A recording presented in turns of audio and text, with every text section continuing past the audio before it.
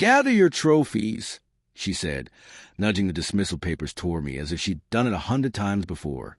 The CEO's daughter, once my brightest student, barely moved her mouth, but the triumph in her eyes said enough.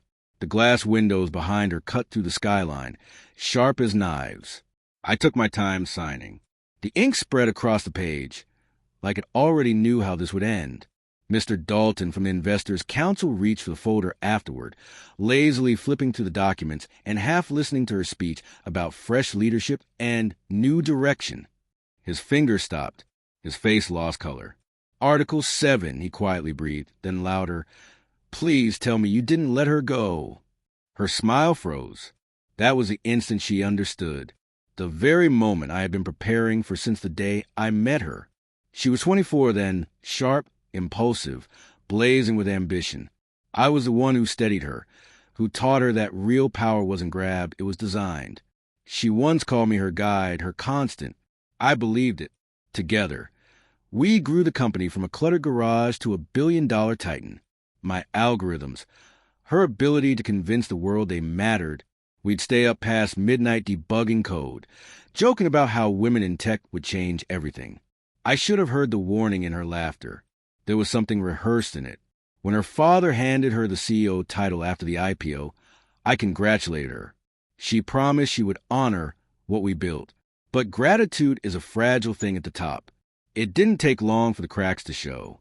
Meetings happened without me. Reports vanished. Her new assistant forgot to share updates. Then came the Aspen Investor Retreat. She stood on stage and claimed my adaptive AI project, my work, as her team's collective effort. I said nothing. I smiled, because that was when I saw the full shape of her ambition. And quietly, I began shaping mine. No anger, no confrontation, just silence. For 3 months, I worked behind the scenes. I restructured the architecture of every core system, every patent, every line of code, with my name and legal ownership tied to it, not the corporation. And then I revisited a document I wrote years ago, a small, ignored clause buried deep in our founding paperwork. No one cared about the legal wording from the tech girl back then. They only wanted my prototypes. But that paragraph stated one thing. If the founding technical officers remove without valid cause, all intellectual property reverts to them entirely. They signed it without a second thought. All of them. Her betrayal only made my plan easier.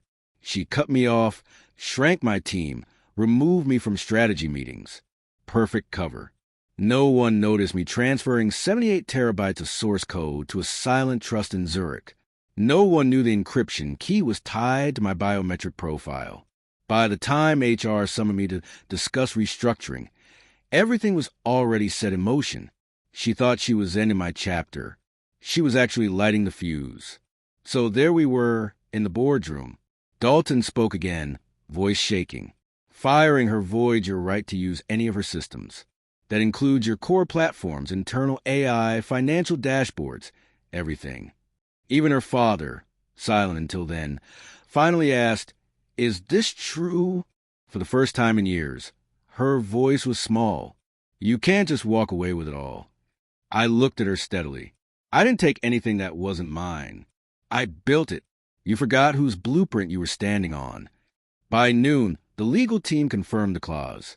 By evening, my inbox overflowed with apologies and urgent clarifications. I ignored them.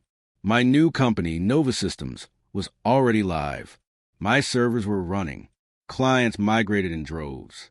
The rest followed when her platform crashed without my encrypted infrastructure to sustain it. They called it a corporate collapse. I called it balance. I didn't give interviews. I let silence do the work. This was never about revenge. It was about resetting what had been twisted. A few days ago, a package arrived. Inside was my old nameplate, a Glass Innovation Award, and a short handwritten note. "You win. Please don't ruin what's left." I smiled.